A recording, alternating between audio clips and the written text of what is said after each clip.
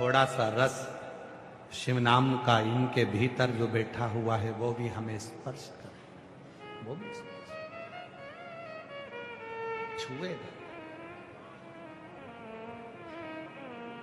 और वो छुएगा तो हमारी जिंदगी संवर जाए, हमारा जीवन सार्थक हो जाए। पर्वत मुनि, शिव भक्त के साथ में बैठकर भक्ति करो। दूसरा कहा, दूसरा सूत्र बताया है तुमरुका जी ने पर्वत मुनि को कि शिव को ढूंढने के लिए कहीं जाने की जरूरत नहीं है। शिव को ढूंढना है तो कुछ देर मौन होकर, चुप होकर शिव के मंदिर में नंदी के पास नंदी जैसे चुप होकर शिव को देखना प्रारंभ कर दो। शंकर तुम्हें मिल जाएगा, उसका दर्शन। मौन, शब्द में विवाद है और मौन में प्यार है। शब्द में विवाद है, झगड़ा करना होता है तो बोलना पड़ता है, प्यार करना पड़ता है तो बोलना नहीं पड़ता। प्रेम में बोला नहीं जाता, प्रेम में तो केवल देखा जाता। नंदी जैसे शिवजी को देख रहे हैं, अगर प्रेम है तो केवल उसको देखूंगी और देखने पे ही मेरा जीवन सार्थक हो जाएगा, मेरा शिव मुझे मिल जाएगा। कुछ नहीं, कुछ नहीं, कुछ नहीं। वो एक लाइन है ना महाराज, आ बैठ मेरे पास तुझे देखता बैठ मेरे पास। शिव के सामने नंदी जैसे बैठा है, भगवान शंकर के सामने जैसे नंदी विराजमान है, केवल शिव को देखता है, शंकर का दर्शन करता है, कुछ बोलता नहीं है। शिव पुराण कहती है बोलने में, शब्द में विवाद है और चुप रहने में, मौन रहने में प्रेम है, प्यार है, बोलना नहीं। बोलना नहीं, प्यार में बोला नहीं जाता, प्रेम में बोला नहीं, चुप। जो ये कथा के श्रोता हैं, जो पूरी रात रात यहां पर रुकते हैं, जो रात भर से रास्ता देखते हैं कथा का, पूरी रात इंतजार करते हैं कथा की, आप उनसे बात कर कर देख लो। 3 घंटे कथा चलेगी, उस 3 घंटे में से 2.5 घंटे महाराज जी बोलेंगे। उस 2.5 घंटे में जो अपनी दरी बिछाकर बैठे हैं, उनके मुख से एक शब्द नहीं निकलेगा। शब्द निकलेगा जो नए नए लोग आते हैं इनके मुख से, जिसको मालूम है कि कथा में चुप रहकर जो ग्रहण कर लिया, उसी से मेरा 3 महीने का भंडार भर गया, उसको मालूम है, वो बोलेगा ही नहीं। तुम उससे कितनी भी बात कर लो, जो दरी बिछाकर बैठे हैं, जिन्होंने अपनी पन्नी बिछाई है, जो रात रात भर कथा का इंतजार कर रहे हैं, उनसे बात कर कर देखना, वो बोल देगा 5 बजे के बाद बात करना। अभी 5 बजे तक महाराज कथा बाँच रहा है, एक शब्द नहीं निकलेगा उसके मुंह से, चुप तो चुप। उसे कथा सुनना है, ग्रहण करना है, झोली भरना है। 3 घंटे में 2.5 घंटे उसको मिलते हैं, और 2.5 घंटे में भगवान से मौन रहकर, कथा में चित्त लगाकर भगवान को प्राप्त करता है, और 3 महीने में अपना दुख मिटा लेता है, तकलीफ मिटा लेता है। जो नहीं समझता उसको तो केवल नहीं समझता, तो उसने तो सोचा कि कथा हो रही है, अपन को जाके बैठना है और कैमरे में अपना फोटो आना चाहिए, बस कैमरे वाले को इशारा करते रहेंगे दिन भर बैठे। जिसको मालूम है कि बस अपने को तो अपना फोटो दिखाना है, तो उसको इशारा करना है। जिसको कथा से मतलब है कि मेरे नगर में, मेरे भीलवाड़ा में मेरा शंभू आया है और मुझे कथा सुना कर जाए, और जो मैं दिल से मांगूं मेरा शंकर मुझे दे कर जाए। इंतजार करूंगी, दिल्ली में पत्र लिख कर दूंगी कि मैंने भी कथा सुनी थी और मेरा भंडार मेरे बाबा ने भरा। वो इंतजार करता है।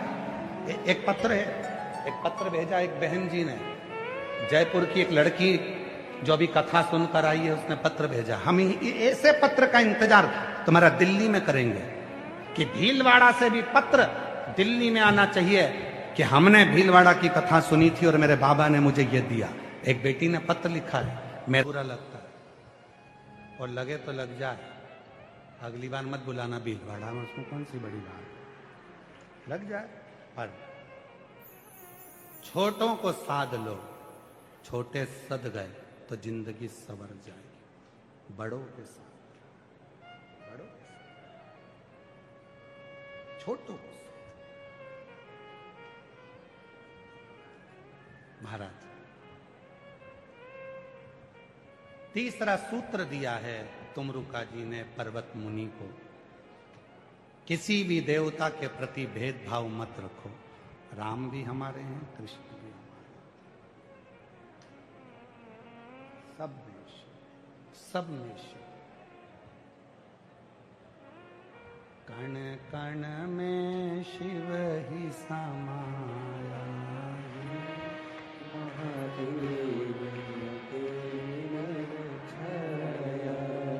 कोई अलग नहीं है, सब में शिव समाया है, कोई सब जगह। मेरे तन में भी शिव, मेरे मन में भी शिव, मेरे तन में भी शिव, मेरे मन में भी शिव। रोम रोम में समाया तेरा नाम रे, सांसों में शिव का ही नाम रे। हर एक में वही समाया। कंकर में शंकर है, जीव में शंकर है, पशु में शंकर है, पक्षी में शंकर है, मनुष्य में शंकर है, गंधर्व में शंकर है, जंतु में शंकर है। हर एक में वही समाया है। जिस दिन उसको अपनी दृष्टि से तुम देखना प्रारंभ करोगे, उस दिन तुम्हें कोई दूसरा नजर नहीं आएगा, केवल शिव ही दिखेगा, केवल शिव को पाना है तो पार्थिव पूजन करना पड़ेगी। पार्थिव पूजन का मतलब क्या? पार्थिव पूजन का मतलब क्या? पार्थिव पूजन का मतलब है जहां बैठे हो वहां की मिट्टी में, कंकर में शंकर को देखो, उसमें शिव, उसमें शंकर। मिट्टी लाए, शिवलिंग बनाया, पूजन करी, विसर्जन।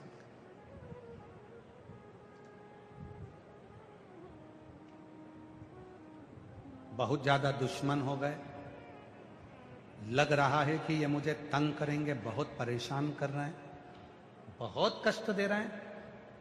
मिट्टी में पिसी हुई थोड़ी सी काली मिर्च मिलाओ, घी मिलाओ, गाय का शिवलिंग बनाओ, पूजन करो, विसर्जन कर दो। जो कष्ट देने वाले हैं वो मुंह तक नहीं खोल पाएंगे और अपने घर में ही रहेंगे। शिव तत्व में पार्थिव का पूजन बड़ा विशेष है। पार्थिव का पूजन बड़ी महत्व का। पार्थिव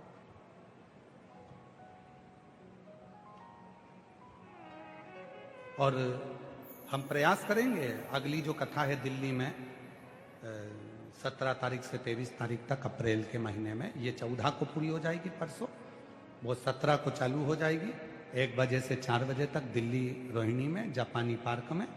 हम प्रयास करेंगे पूरे 7 दिन पार्थिव बनाने की महत्वता। पार्थिव कैसा बनाना चाहिए शिवलिंग, पार्थिव बनाने में संतान के लिए पार्थिव कैसा बनाना चाहिए, रोग मुक्ति के लिए पार्थिव कैसे बनाना चाहिए, वंश वृद्धि का अलग अलग पार्थिव का निर्माण जो बताया गया है, कैसा पार्थिव कैसे बनना चाहिए, हम पूरा प्रयास करेंगे। और आस्था चैनल वालों से भी निवेदन है, हमें याद दिलाना और एक पे भी चला देना।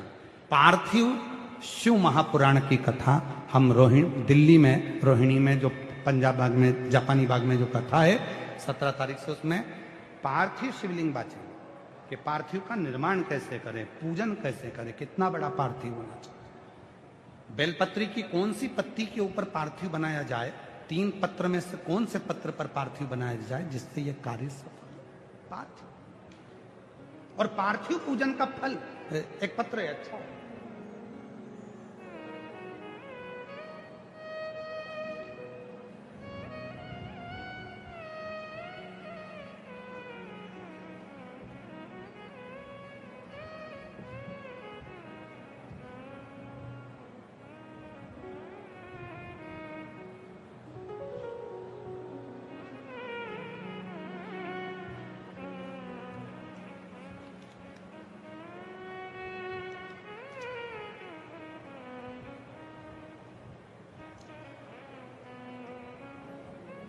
चौथा सूत्र कहा है, पार्थिव की पूजन करो, जो करेगा उसे मिलेगा, जो करेगा। और फिर 5वां सूत्र बताया, जिसके गले में रुद्राक्ष हो, भस्म हो, शिवलिंग पर चढ़ा हुआ जल हो, आचमन हो, उसका दर्शन मात्र शिव का दीदार करा देता है, शंकर का। रुद्राक्ष।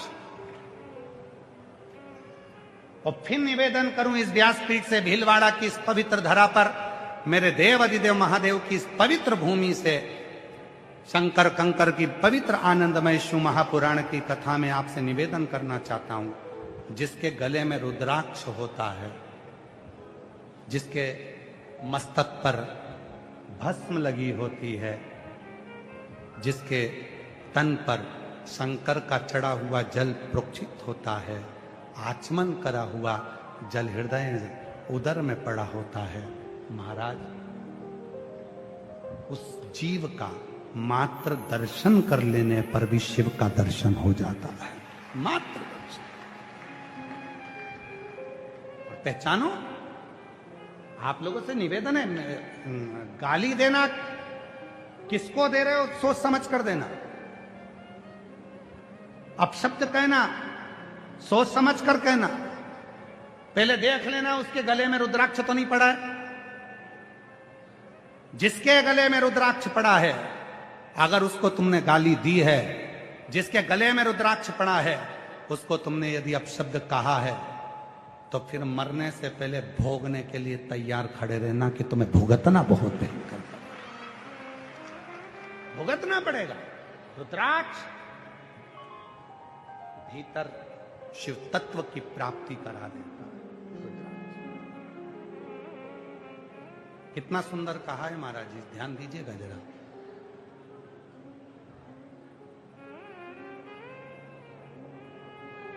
बेलपत्र की, शिव को चढ़ी हुई बेलपत्र की पत्ती का यदि एक तिलमात्र पत्ता भी तुम्हारे मुख से तुम्हारे उदर में चले जाता